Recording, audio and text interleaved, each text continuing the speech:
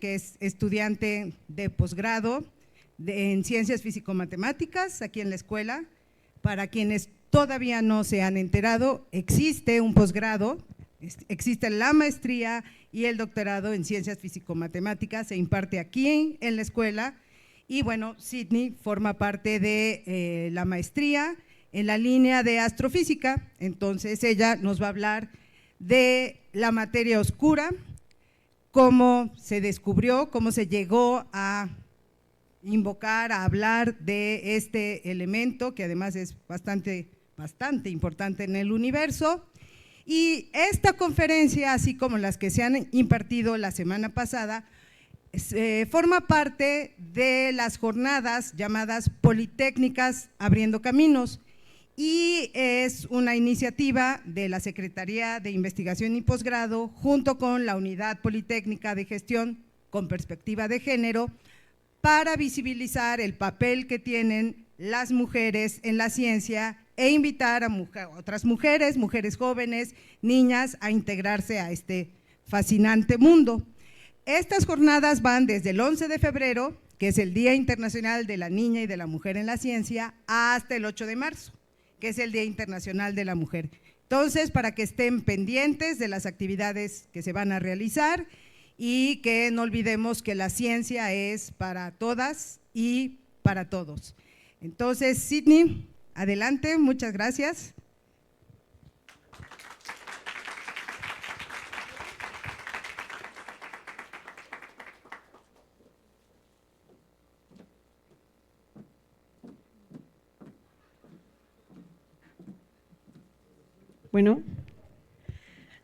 Bueno, hola, buenas tardes. Gracias a todos por estar aquí.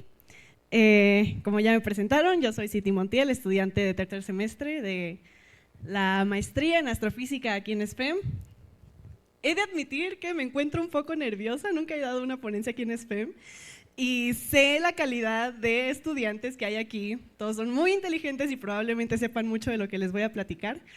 Pero pues aún así me gustaría también dar este tema que es lo que estoy haciendo en mi tesis y bueno, cosas que me interesan mucho y me apasionan también.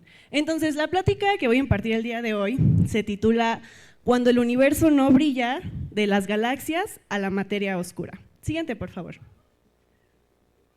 Bueno, comenzando con el concepto de galaxias. ¿Qué son las galaxias? Las galaxias son sistemas formados por estrellas, gas y polvo, que todo está junto o interactúan gravitacionalmente, todo está junto o ligado gravitacionalmente. Entonces hay de distintos tipos, galaxias espirales, galaxias irregulares, galaxias elípticas y en particular, siguiente por favor. En particular son sistemas autogravitantes y sistemas no colisionales. Autogravitantes quiere decir que los movimientos que nosotros vemos dentro de las galaxias o todas las fuerzas que se generan son por la presencia de masa de las estrellas, o sea, de las partículas que forman el sistema, hacen ese potencial gravitacional que hacen que se muevan. Entonces eso quiere decir que sean autogravitantes. Por otro lado, que sean no colisionales, quiere decir que el tiempo de relajación, que en un momento lo vamos a ver, es mucho mayor que la edad, incluso la edad del universo, ¿no? Entonces, esto quiere decir, tenemos dos estrellas, ¿no? O dos partículas del sistema. Entonces, pues, obviamente se están moviendo y pueden interactuar gravitacionalmente. Sabemos que esa fuerza de gravedad es siempre atractiva. Entonces, puede venir una estrella y se va a topar con el campo gravitacional que tiene la otra estrella y de alguna manera se va a curvar, ¿no? O se va a dispersar. Bueno, eso lo hemos visto también, por ejemplo, en nuestras clases, creo que de física moderna, el scattering, ¿no? Pero esa interacción es con cargas. Aquí estamos viendo la interacción con la masa. Pues resulta que en algún momento, aquí, pues esta velocidad tiene componente totalmente paralela a esta línea, ¿no? En algún momento esta velocidad se va a descomponer en dos componentes, en una que va para acá y en otra que va perpendicular. Pues en el momento en el que esta componente perpendicular sea del orden de la velocidad, entonces ya podemos decir que es un sistema colisional. En otras palabras, un sistema colisional es aquel en el que ya las partículas están tan juntas o que estas interacciones ya son más relevantes, que incluso puede haber choques entre estrellas. Mientras no suceda eso, este es un sistema no colisional. Entonces, el tiempo de relajación es el tiempo que les acabo de explicar, el tiempo en el que le toma a esta componente perpendicular ser del orden de la velocidad, y se calcula de esta manera, con n el número de partículas del sistema, y este tiempo de cruce, el tiempo que le tomaría a una partícula atravesar en línea recta una distribución de masa m con tal velocidad. Siguiente, por favor. Y bueno, el año pasado celebramos el centenario de astronomía extragaláctica. Esto por este artículo de aquí, que se publicó en 1925 por Edwin Hubble, en donde estaba estudiando particularmente estos objetos, a los que todavía le llamaban nebulosas espirales. No tenían el nombre de galaxias como tal. Entonces él estaba investigando estos objetos, particularmente estrellas a las que le llamamos cefeidas, que son estrellas variables. Y bueno, en 1912, Henrietta Leavitt, una de las grandes, siguiente por favor, uno de los grandes personajes de la astrofísica, había obtenido esta relación de aquí. Entonces, en el eje X estaba graficando el periodo de estas estrellas que estaban pulsando, y en el eje Y la magnitud absoluta, que se relaciona con la luminosidad de la estrella. Entonces, pues vio esta distribución de acá, entonces le aplicó el logaritmo al periodo y vio que tenía como que una distribución lineal. Entonces, la luminosidad se relaciona, o bueno, más bien la magnitud se relaciona linealmente con el logaritmo del periodo. Entonces, si nosotros conocemos el periodo, podemos conocer la magnitud, que si se dan cuenta va de menor a mayor, ¿no? Pues resulta que en astronomía, si tienes menor magnitud, entonces tu estrella es más brillante o tu objeto es más brillante. Entonces ella descubrió que entre más brillante sea una estrella variable, su periodo es mayor. Y podemos encontrar la distancia mediante esta formulita de aquí. Pues esto es algo muy importante y es algo muy relevante en astrofísica, obtener distancias. Y además es uno de los principales factores de error que se añaden a las mediciones. Y como primer escalón para poder, bueno, uno de los primeros escalones para poder investigar esas distancias o poder calcular esas distancias son las cefeidas. Entonces, Henrietta Leavitt realmente nos dio un arma muy potente para poder calcular algo tan importante como es la distancia. Entonces se dio cuenta que estas nebulosas espirales estaban mucho más lejanos o que estaban mucho más lejos de lo que estábamos viendo en nuestro propio sistema. Entonces, a partir de ahí, siguiente, por favor, pues empezaron a encontrar más y más de estos sistemas que ya se tuvo que dar una clasificación. En particular voy a hablarles de la clasificación morfológica de galaxias. Este diagrama viene incluido en el trabajo de Hubble, The Realm of Nebulae, en 1936, no el original porque no tenía estas de aquí, pero bueno, a esto se le llama diapasón de Hubble. Entonces él dijo, bueno, voy a comenzar con las galaxias elípticas. Le voy a dar una E0 al que esté como más esferoidal, y a medida que yo avanzo en elipticidad o que las vea más extendidas, les voy a otorgar una E7. Después vienen estas de aquí, que se llaman galaxias lenticulares, que digamos que son una transición entre las elípticas y las espirales, que bueno, se forman de un bulbo o un digamos, componente central esferoidal y un anillo, pero todavía no se logran ver sus brazos espirales. Entonces, a partir de aquí surge una bifurcación. En la parte de arriba podemos ver que no tenemos esta B. Esta B significa que tienen una barra central, una estructura que está alargada, y pues aquí vemos que no. Entonces, a medida que vamos avanzando, vemos las SA, las SB, las SC, y cómo se van abriendo estos brazos espirales. Entonces, siguiente, por favor. Esa fue una primera clasificación morfológica, luego viene de Baculers en 1959 con esta otra clasificación morfológica que sigue el mismo principio de Hubble. Comenzamos de este lado las elípticas y seguimos con las espirales y también unas irregulares. Lo que hizo de Baculers también es asignarle una clasificación de si tenían anillos externos o no, si se veían o no. Cuando se veían esos anillos se le ponía una R. Cuando no se veían o cuando no tenían de plano se le ponía una S. Y cuando estaban como en esa transición de que si sí se ven o no se ven, una RS.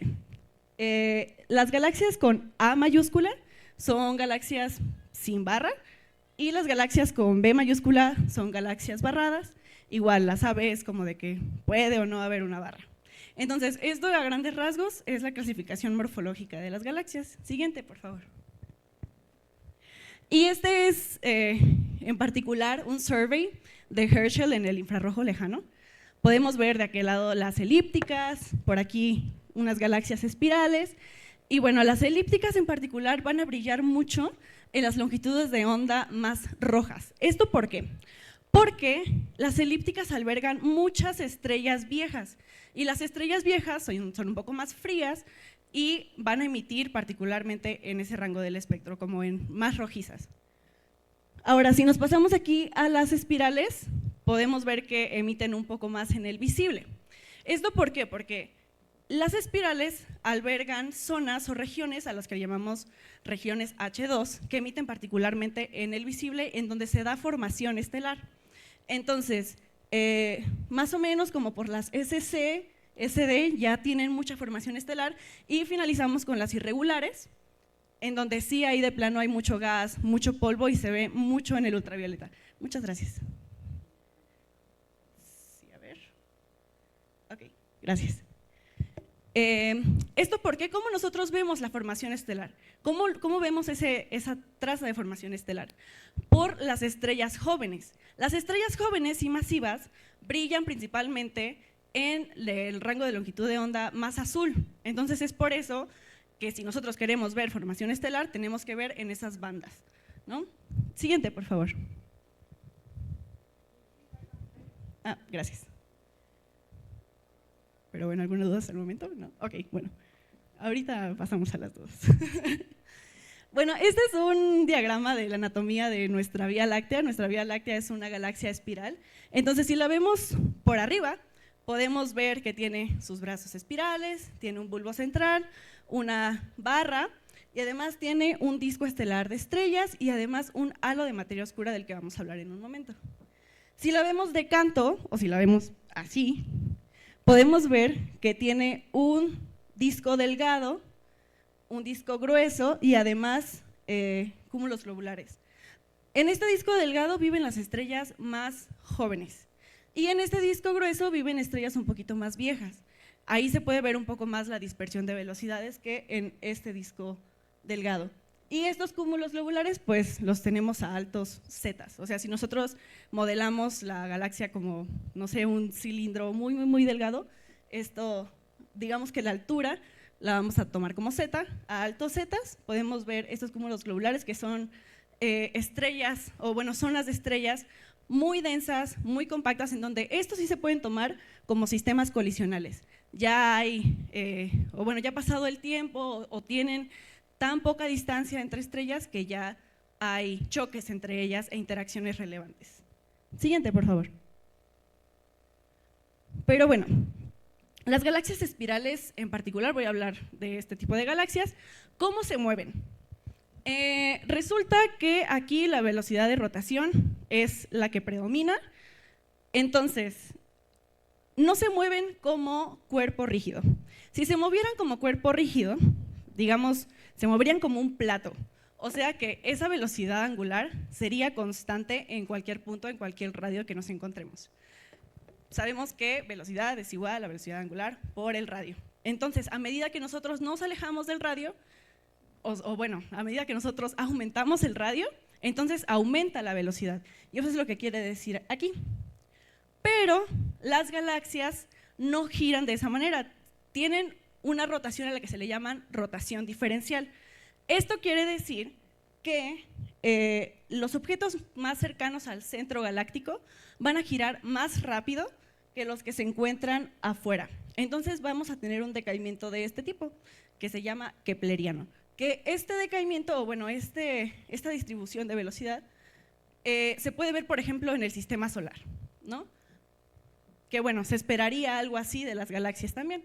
Este movimiento da origen también a los brazos espirales y bueno, nada más aquí para representar las elípticas, sí rotan, sí se puede encontrar una rotación en la galaxia, pero predomina más sus movimientos aleatorios dentro de estos sistemas.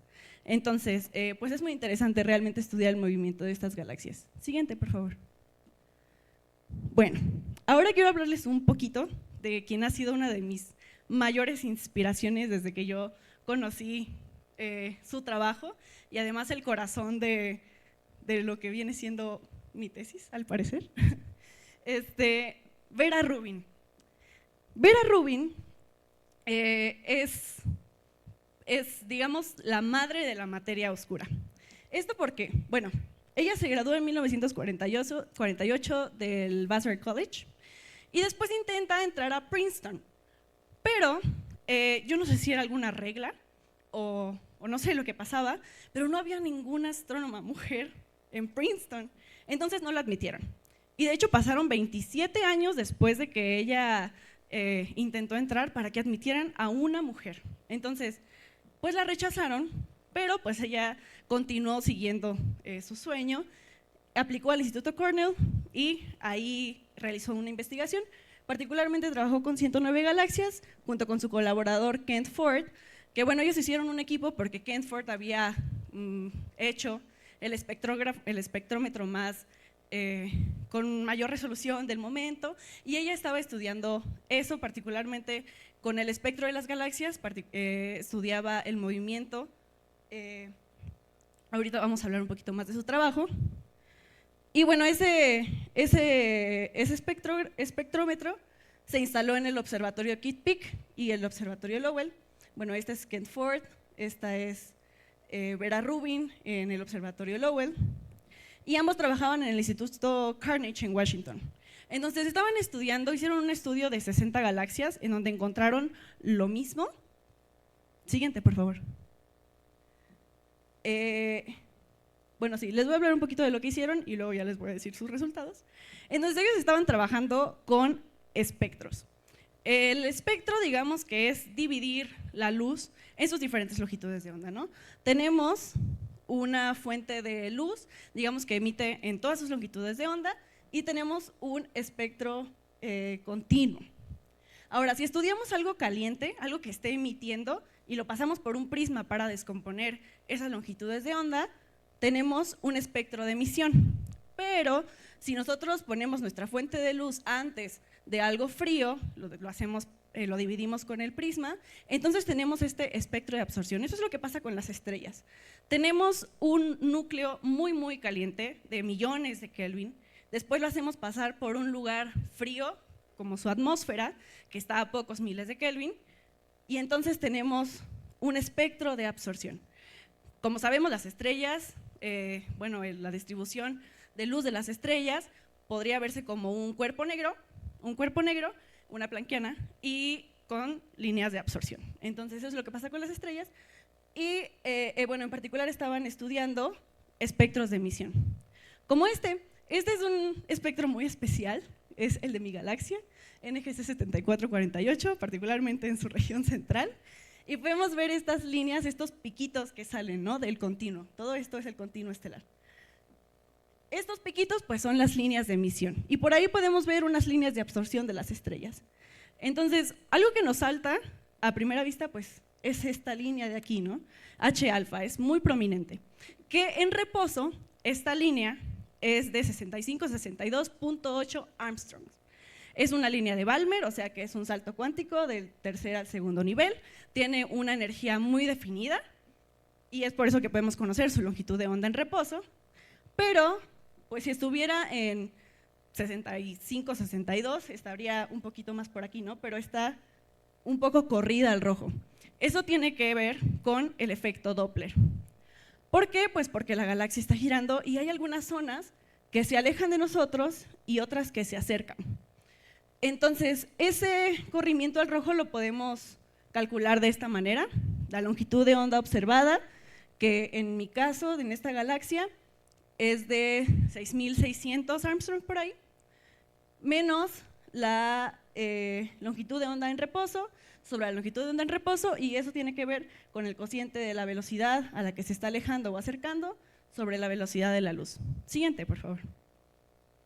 Ok, entonces nosotros cuando estudiamos galaxias, particularmente, o sea, no las podemos ver todas bonitas y todas bien acomodadas, realmente es como ver una proyección y saber qué está ocurriendo ahí, ¿no? Entonces la podemos ver así bien bonito de frente, ver todo el disco y… Siguiente, por favor. O verla de lado, siguiente, por favor. O verla de canto. Entonces, pues tenemos que trabajar con la geometría de este plano para ver lo que queremos calcular. Siguiente, por favor. Entonces, pues tenemos este diagrama de aquí. Supongamos que este plano P, naranja, es el plano de nuestra galaxia, donde está el disco galáctico, y este plano P' es el plano del cielo. Entonces, lo único que yo puedo ver es la velocidad, la velocidad a lo largo de la línea de la visión. Yo no puedo ver directamente la velocidad circular, la velocidad con la que está girando. Entonces, de alguna manera, yo tengo que encontrar esa velocidad a partir de lo que yo estoy viendo. ¿Esto cómo se hace? Pues bueno, tenemos que encontrar dos ángulos muy importantes. El primero es el ángulo entre el plano de la galaxia y el plano del cielo. ¿Esto cómo lo calculamos? Pues bueno, les acabo de comentar que nosotros vemos este disco proyectado, lo que se hace una elipse en el cielo. Entonces, esa elipse va a tener un eje mayor y un eje menor. El eje mayor es A, el eje menor es B. Entonces, este ángulo de inclinación va a ser el arcocoseno de B sobre A. Ya tenemos nuestro ángulo, nuestro primer ángulo. El otro es este teta de aquí. Este teta de aquí, bueno, esta línea de acá que une los dos planos se le llama línea de nodos y es colineal al eje mayor de nuestra galaxia. Entonces, si aquí está mi centro galáctico y aquí está el punto de interés que quiero estudiar, pues entonces tomo mi eje mayor y busco hasta dónde está ese punto en el plano de la galaxia, y este es mi teta. Entonces, este punto en particular tiene tres componentes de velocidad. Una, que es la velocidad radial, que es con la que se está alejando o se está acercando al centro galáctico. O sea, si tengo mi disco, con cómo se aleja y cómo se acerca.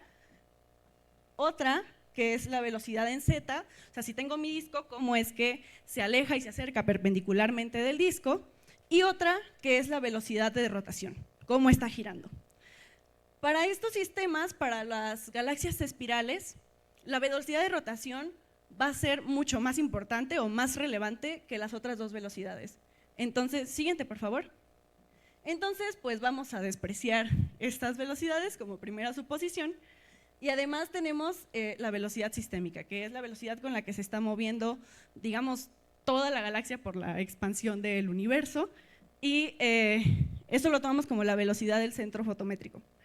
Entonces, pues ya lo tenemos nuestra velocidad de rotación en función de lo que vemos, que es la velocidad a lo largo de la línea de la visión, y estos ángulos que son los que nos importan. Entonces, así podemos pasar de lo que vemos, de lo que nosotros tenemos aquí, las observaciones de los telescopios, a cómo se está moviendo dentro de la galaxia.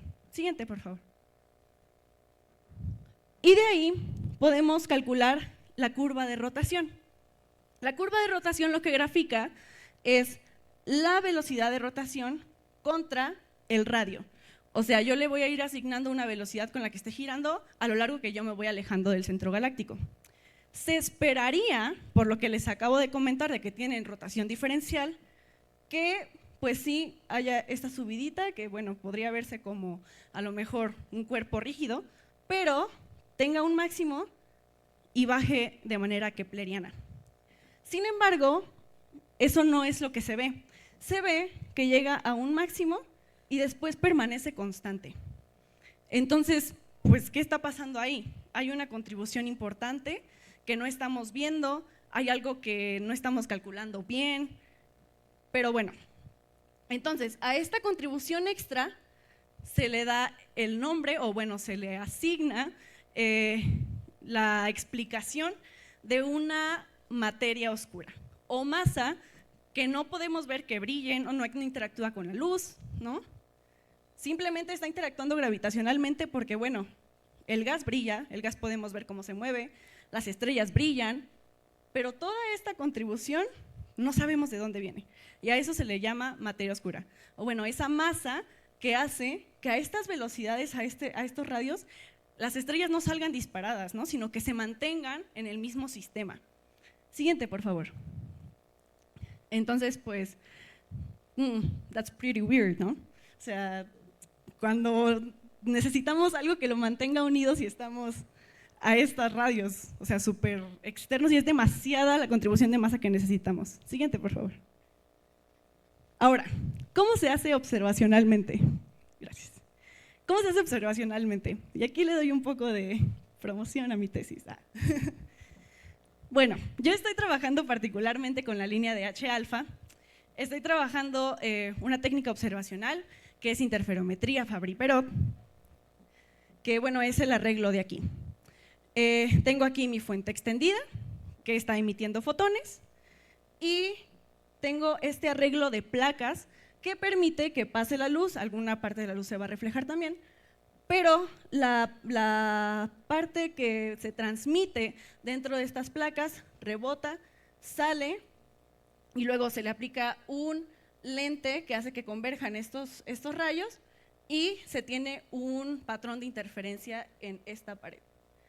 Obviamente estos son anillos porque pues vienen de todas direcciones, los rayos, ¿no?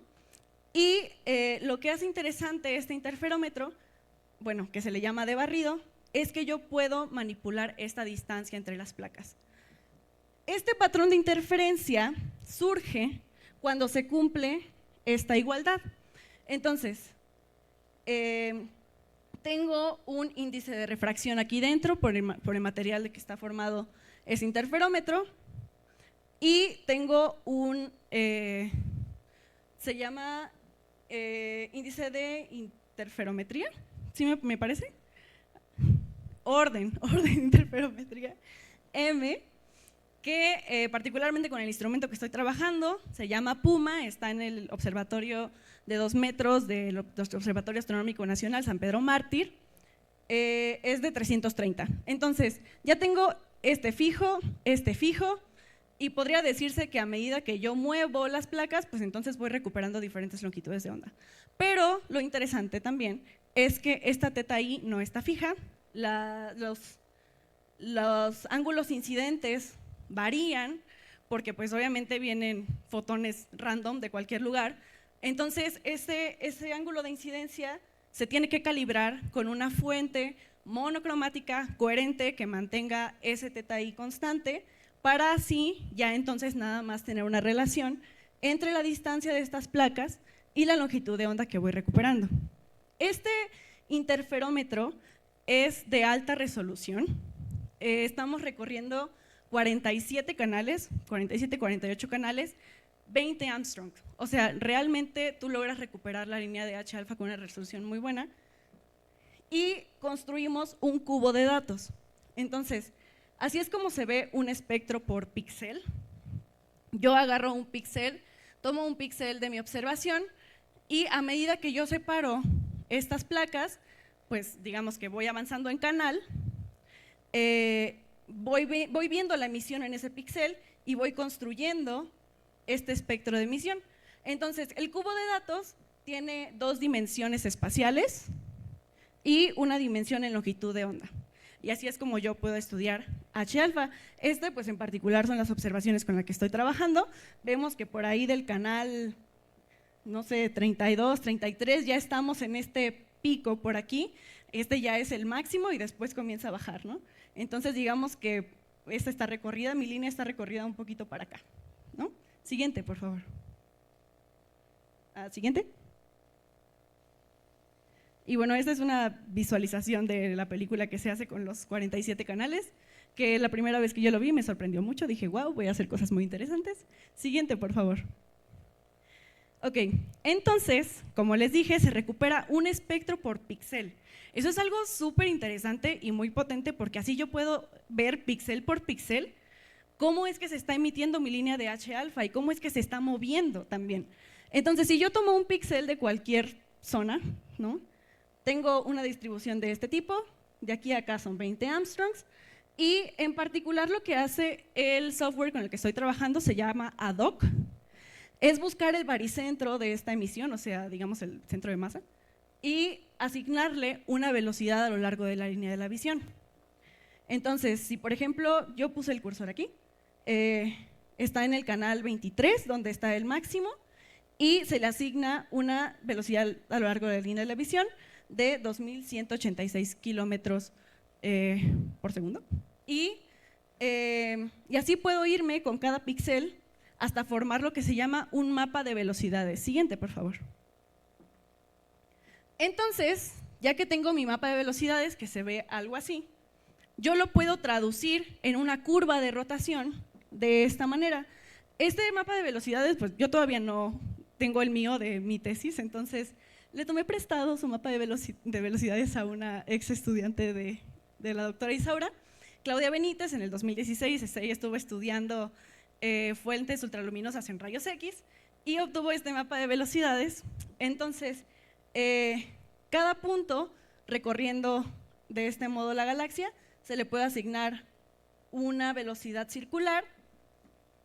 Y bueno, ella estaba trabajando, como les comentaba, con fuentes ultraluminosas en rayos X, ya sabía la posición de esas fuentes y por eso aquí las puso.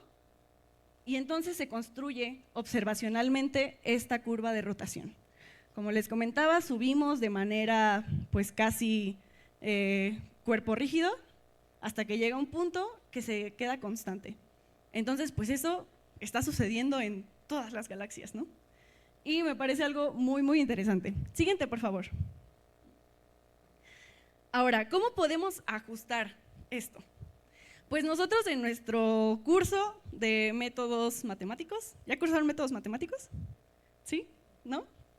Bueno, tenemos esta ecuación de acá. ¿Saben qué ecuación es? ¿No? ¿Sí? ¿Qué ecuación es? Esa es la ecuación de Poisson, ¿no?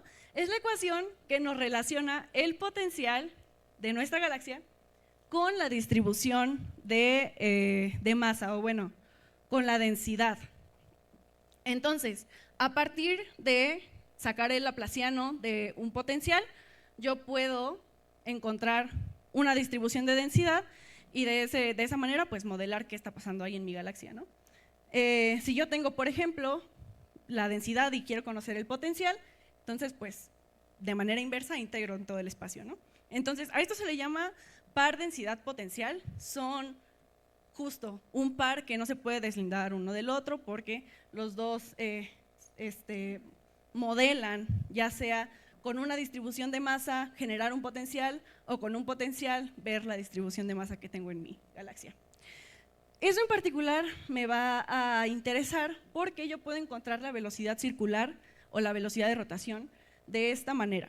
Entonces, lo que nos interesa, o bueno, particularmente a mí en mi tesis me interesa, es sacar mi curva de rotación y después ajustar un modelo teórico que me diga, ok, esto se mueve así, se ajusta de esta manera, si se moviera perfectamente circular, ¿no? Si hubieran movimientos perfectamente circulares. Entonces, en aquellos puntos en donde yo vea ciertas discrepancias, pues voy a decir, aquí no estaba sucediendo algo que yo esperaría que se moviera circularmente, ¿no? O sea, se llaman movimientos no circulares.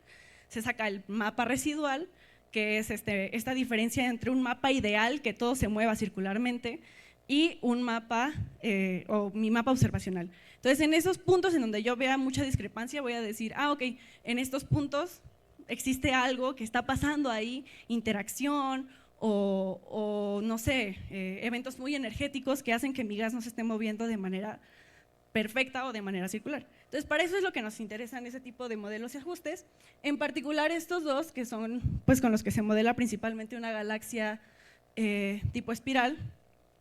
El par potencial par potencial densidad de Plummer modela lo que es una esfera, o bueno, distribuciones esferoidales.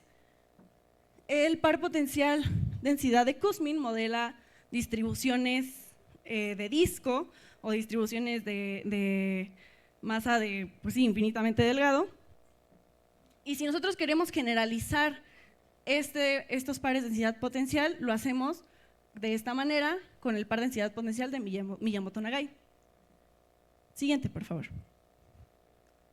Ahora, necesitamos la contribución de materia oscura. Entonces, en el artículo de Kariñán y Blesuel o Oulet del 2001, tienen esta distribución de densidad en donde tenemos ciertos parámetros, C, alfa, beta, gamma, y si nosotros le asignamos estos números a estos parámetros, podemos recuperar diferentes halos de materia oscura, ya sea una esfera pseudoisotérmica, un Navarro-Franke White, que son halos de materia oscura cuspy, se les llama así, o sea que aumenta mucho la densidad cuando nosotros nos acercamos, o bueno, cuando nosotros vamos haciendo el radio igual a 0, y halos que son cuspsless o core, que son, digamos que tienen una curva un poco más suave. Entonces, nos interesa mucho que compaten con nuestras observaciones para que nos den, digamos, justo lo que les mencionaba, estos modelos ideales para nosotros saber qué es lo que está sucediendo con las velocidades no circulares o movimientos o eventos energéticos que pues tenemos que investigar qué está sucediendo ahí adentro, ¿no? Siguiente, por favor. Entonces, pues sí, ya casi llegamos al final de nuestra charla, encontramos que nuestras galaxias están formadas pues, por este disco, tenemos un halo de estrellas, pero también tenemos una contribución exuberante de masa que no sabemos qué es todavía, ¿no? No interactúa de manera electromagnética, no interactúa con la fuerza fuerte, no interactúa con la fuerza débil, únicamente interactúa gravitacionalmente. Entonces, sigue siendo un área de estudio que es abierta, todavía no sabemos qué es. Siguiente, por favor. Hay distintos candidatos, eso ya es un poco más del área de física de partículas. Están los WIMPs, están los acciones, está incluso esta partícula hipotética que es el gravitón, ¿no? También hay algunos que le dan una respuesta de gravedad modificada, que es básicamente modificar nuestra física. Entonces, es un campo abierto que todavía falta mucho por investigar, por recorrer, pero que sin duda es muy interesante. Nuestro universo está formado del 5% de materia bariónica, o sea, de la que sí podemos estudiar, sí podemos ver cómo interactúa con la luz, ese tipo de cosas.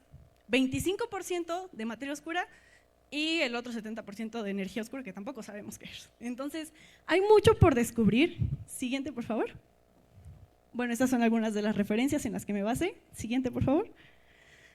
Y les dejo esta frase de Vera Rubin: aún quedan ocultos más misterios del universo. Su descubrimiento aguarda a los científicos aventureros del futuro.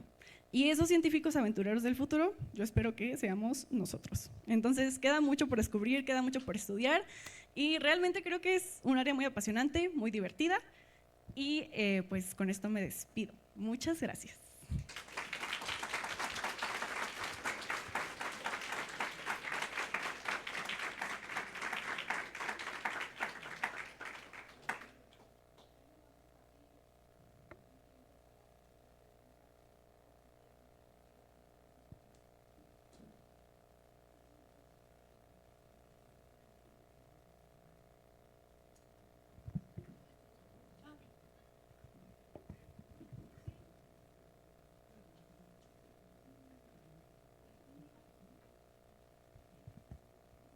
Por favor. ¿Se escucha? Sí, sí. Ajá, ok. Bueno, mi pregunta era más relacionada con ¿qué es lo que te llamó la atención de elegir la maestría de astrofísica? ¿Qué fue lo que como que te llamó de Sí. Bueno, Yo desde la licenciatura sabía que quería estudiar astrofísica, tuve ahí un tropiecillo de querer irme a partículas, pero no, astrofísica yo fue por lo que entré a SFEM, ¿no? Lo que me llamó la atención de quedarme aquí haciéndole promoción a la maestría es que se pueden titular por créditos de maestría. Tienes un año de materias y ya puedes sacar tu título de licenciatura y por lo mientras estás haciendo una tesis, estás sacando otro grado, entonces creo que eso fue lo que me convenció. También por los tiempos, porque sí me llegué a atrasar un poquito en la carrera. Entonces, sí, yo creo que principalmente fue eso, pero pues en sí la astrofísica siempre me ha gustado, siempre me ha llamado la atención. Muchachos, vamos a preguntar, aprovechemos que tenemos aquí a un estudiante joven que nos puede quitar muchas dudas. Adelante, adelante. Anímense, muchachos, que le vamos a preguntar.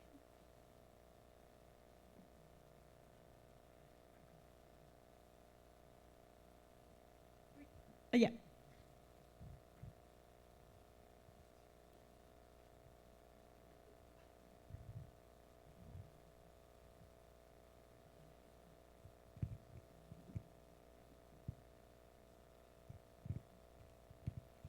Bueno, mi duda es, en esta última parte, ¿cómo se llegó o sea, siempre he escuchado eso y lo he visto, pero ¿cómo se llega a este porcentaje de lo que conocemos y no conocemos?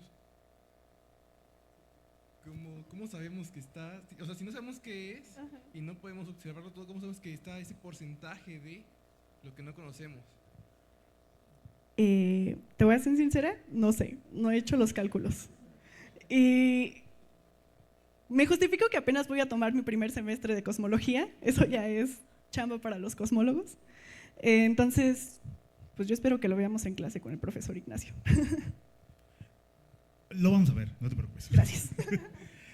La forma en la que lo ves es, utilizas el tensor energía-momento, tomas una suposición de fluido perfecto, utilizas las ecuaciones de Einstein y de ahí deduces unas ecuaciones, que son las ecuaciones de Friedman. Resolviendo ellas, te vas dando cuenta que si solo pones materia, es insuficiente. Si solo pones radiación y materia, es insuficiente. Luego te puedes ir a decir, bueno, ¿qué tal si el universo no es tan plano? Es insuficiente. Y después hubo una observación que muestra que el universo está en expansión y expansión acelerada. Si tú solo consideras materia, radiación, no funciona. Tienes que agregar algo más. Ah, materia oscura. Aún así no, hay que agregar otra cosa. Es un componente extra que agrega energía a tu sistema y hace que se expanda de manera acelerada. Y no sabes qué es. ¿Cómo le llamarías? Agrega energía y no sabes qué es. Pues energía oscura. Entonces, hay varias propuestas que podría hacer, de qué podría estar hecho, o si es un algo, puede ser un potencial, etcétera. Entonces, hay varias interpretaciones. Todavía es un área abierta. De hecho, el profesor Rubén Cordero trabaja un tipo que es quintoesencia. Es un modelo de qué tipo de energía oscura sería. Entonces, es a partir de las ecuaciones llamémoslo de las ecuaciones de Friedman. Para haber resuelto. ¿Otra pregunta?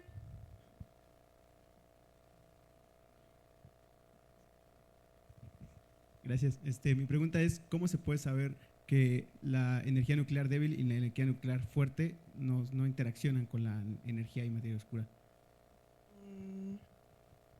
Bueno, en ese tipo de interacciones están involucrados partículas subatómicas, fotones, ¿no? Que son materia bariónica, y salen perfectamente los cálculos, ¿no? Esa equivalencia entre energía y lo que tenemos, ¿no? Lo que vemos y lo que está involucrado en ese proceso. Entonces, pues no se necesita nada más un componente extra para que eso ocurra, ¿no? Que como vemos en las curvas de rotación, sí necesitamos algo extra, sí necesitamos algo más que no estamos viendo y de ahí surge la materia oscura. Pero en todos los procesos que les enseñé, electromagnéticos, fuerza débil, fuerza fuerte, tenemos todo bien equilibrado, ¿no? Entonces es eso.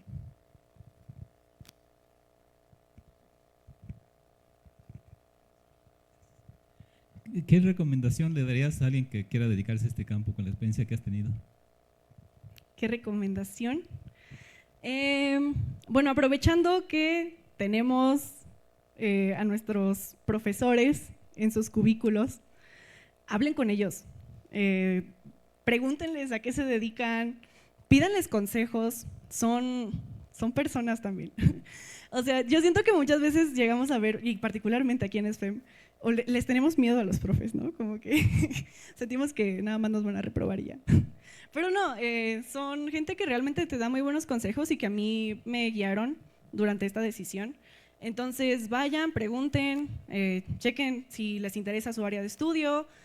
También tenemos la beca BEIFI, ¿no? Que la pueden pedir para hacer investigación y dar una probadita de lo que hay aquí en el instituto. Entonces, pues sí, como que vayan involucrándose en ese tipo de espacios, vayan a conferencias de divulgación, algo que les guste, apliquen a los veranos, el Delfín. Sí, como que involúcrense en la parte de investigación para ver si les gusta o no. Y pues nada, para ver si ustedes quieren seguir por ese camino.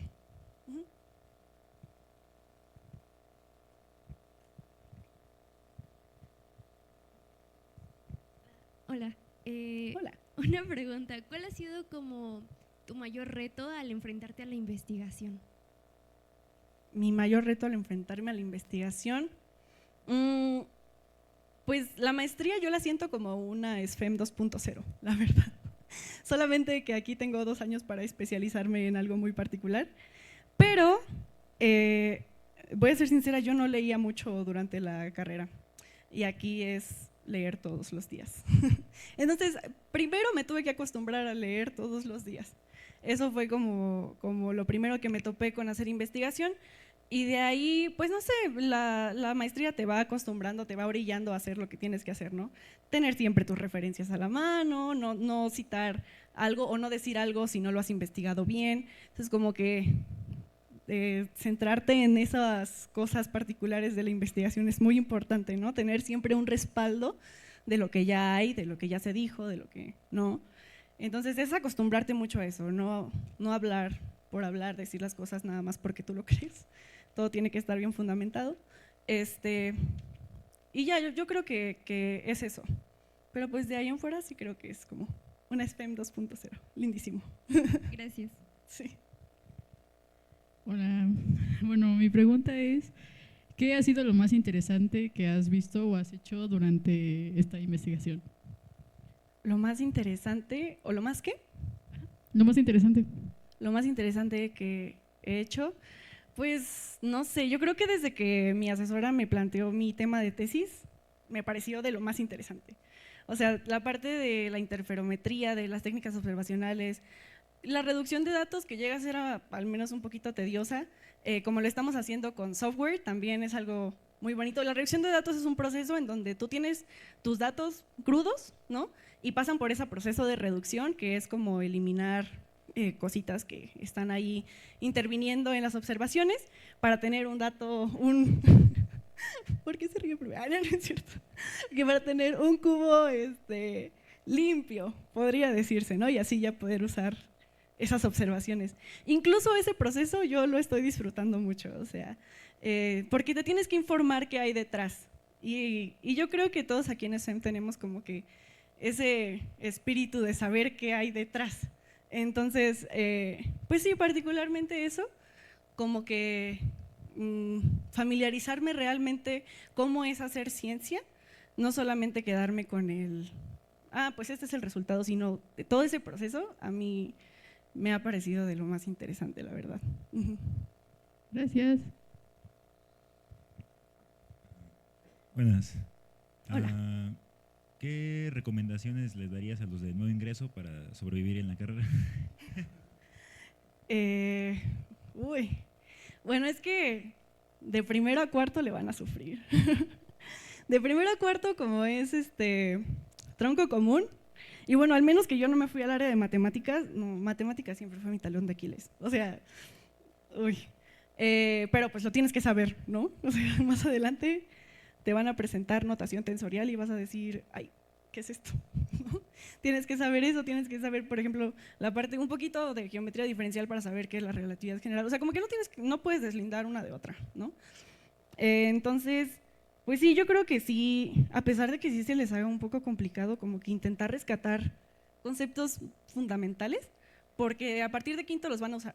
Y realmente Yo creo que cuando realmente empecé de que así aprender a decir, pues para esto es esto y así, fue a partir de quinto, de que ya eran las materias un poco más enfocadas y que ya puedes aplicar esos métodos matemáticos y tener resultados y demás.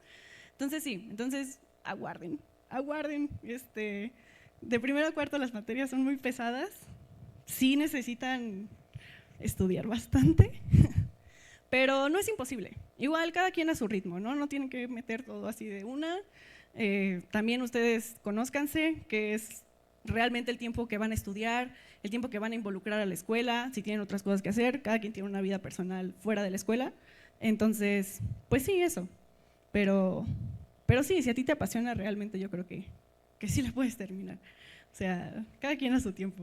No, son carreras, no carreritas. Gracias. Sí. Otra pregunta, muchachos. Hola. Hola. ¿Cómo crees tú que sería el universo si no existiera la materia oscura? Interesante.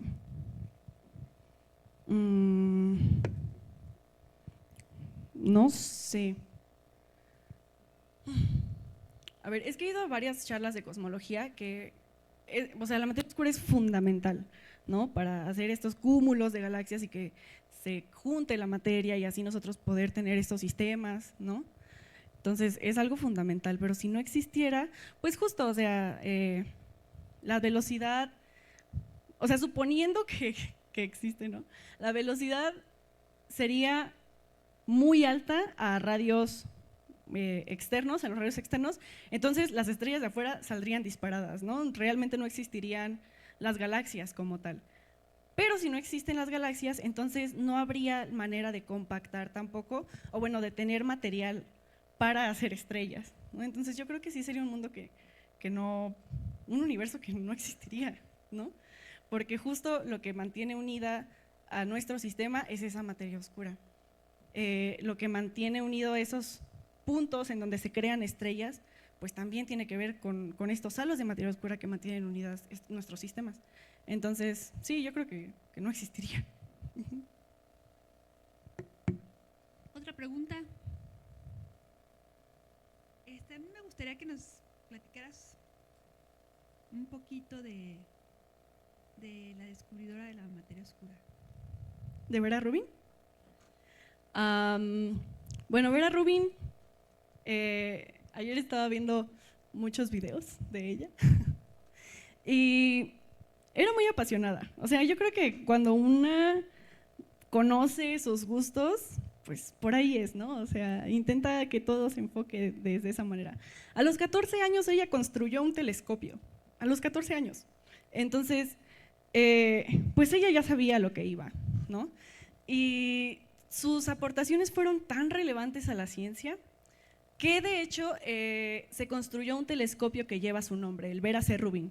El año pasado fue la primera luz de ese telescopio que va a mapear el cielo cada 3 días. O sea, imagínense tener datos del cielo completo cada 3 días. Es un montón de trabajo, muchísimos datos que hay que analizar, pero justo esos surveys o esos datos nos van a ayudar a saber un poco más de la materia oscura. Porque si tenemos más datos, entonces podemos disminuir errores, podemos ver un poquito más allá y tal vez nos ayude a descubrir qué es la materia oscura. Entonces, pues sí, sus contribuciones fueron tan importantes que su nombre lleva, el nombre de ese telescopio lleva su nombre, ¿no? ¿Qué más? Pues digamos que, como dicen por ahí, ¿no? Hay algunas que caminaron antes que nosotras para que nosotras pudiéramos correr.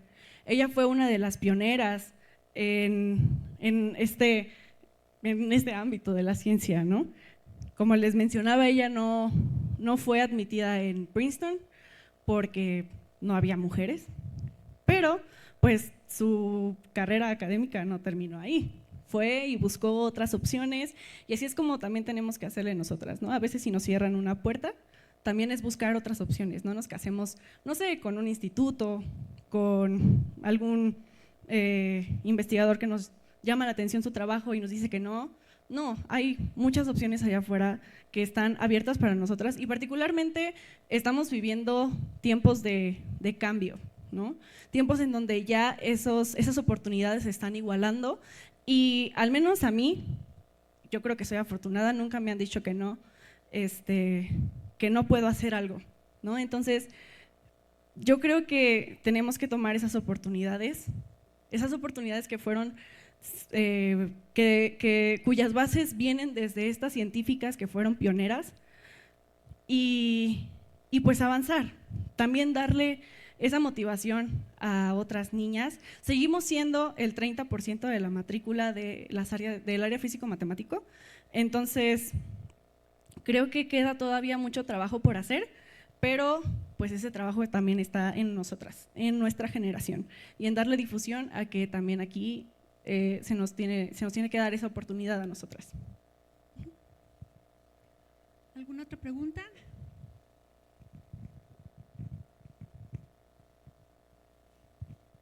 ¿Y cómo se procesan esos datos? ¿Cómo se procesan? Sí, los datos de los telescopios, por ejemplo, los datos con los que estás tú trabajando o el telescopio que mencionaste de Vera C. Rubin. ¿Cómo se procesan esos datos? O sea, ajá. Ok, bueno, una cosa es trabajar con un solo cubo de datos, que es lo que yo estoy haciendo, que son 512 píxeles por 512 píxeles por 47, ¿no? Entonces, sí son bastantes datos ahí incluidos, pero que de alguna manera sí yo los puedo visualizar, ¿no? Porque estoy trabajando con software. Pero también hay otra forma que, bueno, están los surveys, ¿no? Que son muchísimos datos. Eso sí ya se tiene que hacer con programación, con algún programa. Se les tiene que quitar, en esta parte de reducción de datos, se le tienes que quitar el flat, el bias, muchas de esas cosas, ¿no? Bueno, que son cuentas extra, ya sea de los aparatos electrónicos que estás utilizando, el CCD, o los rayos cósmicos, que también tienen contribución extra, que no tiene que ver para nada con tu observación, y todo eso, pero pues imagínate quitarlo uno por uno cuando tienes 1000 datos, ¿no? Entonces, pues obviamente se meten a un programita, le aplicas una reducción a todos y se acabó. Entonces, en esa parte sí se usa bastante programación. Yo lo estoy haciendo con software. Ya lo hace estos procesos para todos esos píxeles, que te digo que son 512, 512 y 47, o sea, son muchísimos, pero pues afortunadamente tengo esta parte de acá. O sea que al final todos son como muchos números. Sí, podría verse así, pero yo no estoy como muy en contacto con esos números. O sea, si me salta algo a plena vista, pues ya sí me meto a ese píxel en particular y lo investigo como de que, bueno, ¿qué está pasando aquí, no? Porque tengo una doble emisión, un doble pico, o líneas de cielo, ¿qué será? Pero si todo está medianamente homogéneo y marcha bien, pues creo que sigue siendo una buena investigación. También hay que darle pauta al error, ¿no? O sea, hay que darle entrada a que no siempre va a ser perfecta la investigación, ¿no? Que hay errores sistemáticos que no tenemos manera de quitarlos. Entonces, pues sí, solamente hay que trabajar con ello y saber que hay errores ahí, ¿no? Por ejemplo, ahorita con lo que me sigo peleando son las líneas de cielo. Resulta que en la atmósfera hay procesos que hacen que la atmósfera emita diferentes líneas de emisión. Y tú las tienes que quitar porque, como mencionaba, o sea, el programa lo que hace es tomar el baricentro de esa emisión y asignarle una velocidad a lo largo de la línea de la visión. Entonces, si tú no quitas esas líneas de cielo, entonces el programa va a decir, pues aquí tengo emisión, entonces yo le voy a asignar una línea de cielo, a pesar de que ni siquiera sea parte de mi galaxia, ¿no? Entonces me están quedando unas cosas bien raras, pero pues necesito quitarlas, o al menos saber que en ciertos canales tengo unas emisiones de línea de cielo y decir, ok, cuando haga mi análisis morfocinemático, ya decir, tengo que tener cuidado en estos canales, ¿no? Pero sí, no siempre vas a poder quitar del todo esos errores. Gracias. Sí.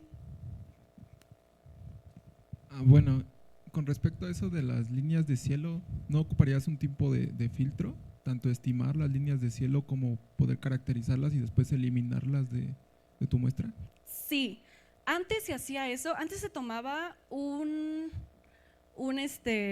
a lo que le llamamos flat, que bueno, es como una imagen del cielo así totalmente sin emisión, sin estrellas, y ver la contribución de la atmósfera. Pero no sé de cuándo acá San Pedro Mártir ya no lo hace, entonces ya no tenemos ese filtro que tú mencionas como para decir, pues aquí ya tengo la emisión sin nada de mi galaxia, sin estrellas, sin nada, y directamente se lo quito. Entonces ya no se hace eso, entonces se lo tengo que quitar de otra manera, pero pues todavía no sale. Okay. Estamos en eso. Sí, es que tengo entendido que actualmente para comunicaciones ópticas se estima el canal. Ajá. Y se elimina. De hecho, son técnicas de inteligencia artificial las que primero estiman, aprenden y van eliminando en tiempo real, como unos audífonos inalámbricos de Bluetooth, cancelación de ruido. ¿Podrías utilizar algo así, no? También. Sí. Sí, pero pues es que aquí en los observatorios hay alguien que tiene que estar, o sea, un técnico que tiene que estar ahí tomando las imágenes, las observaciones, y pues también es, o sea, el cielo no es el mismo todos los días, ¿no? O sea, puede cambiar. Sí, es un sistema dinámico. Exacto. Ajá. Entonces, pues no podemos tomar el mismo flat de la observación anterior a la observación que toca hacer, ¿no? Entonces, sí, tendría que aprender hacer bastante, ¿no? Tal vez años. Ok, gracias. Sí, ¿de qué?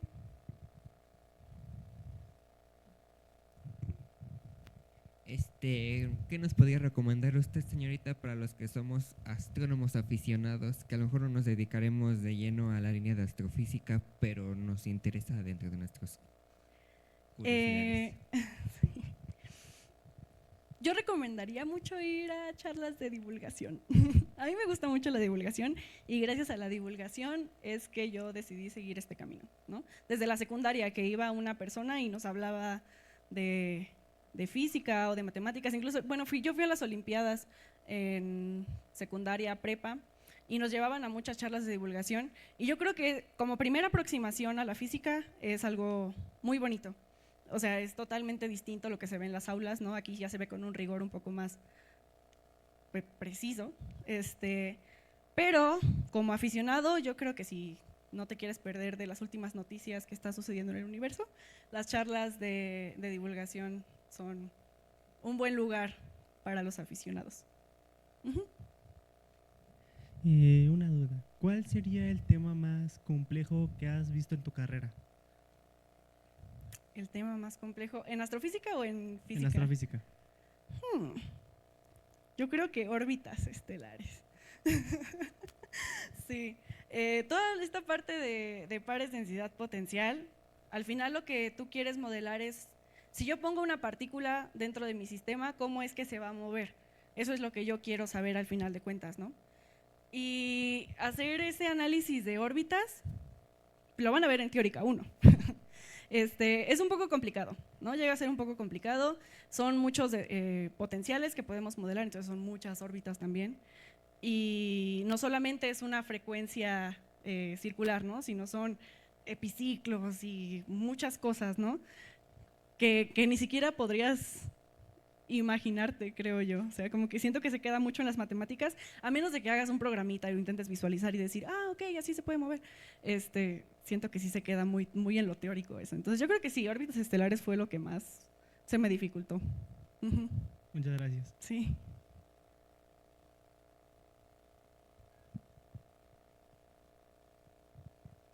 Hola.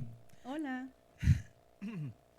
La duda que yo tenía respecto, usted había mencionado que había candidatos posibles para el responsable de la materia oscura.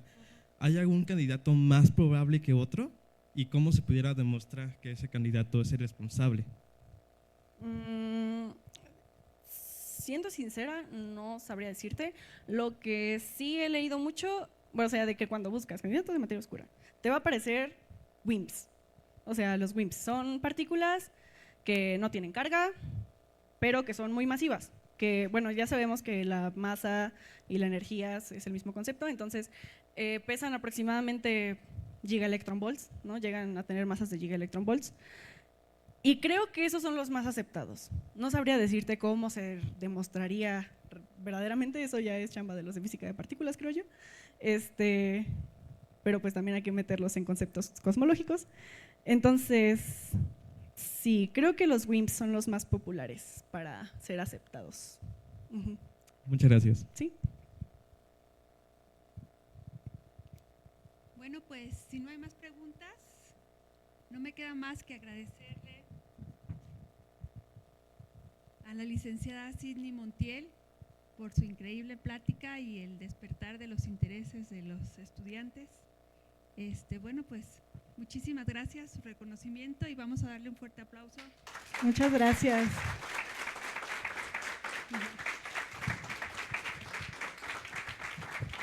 Muchas gracias. Pues les agradezco a todos su presencia a esta conferencia y nos vemos.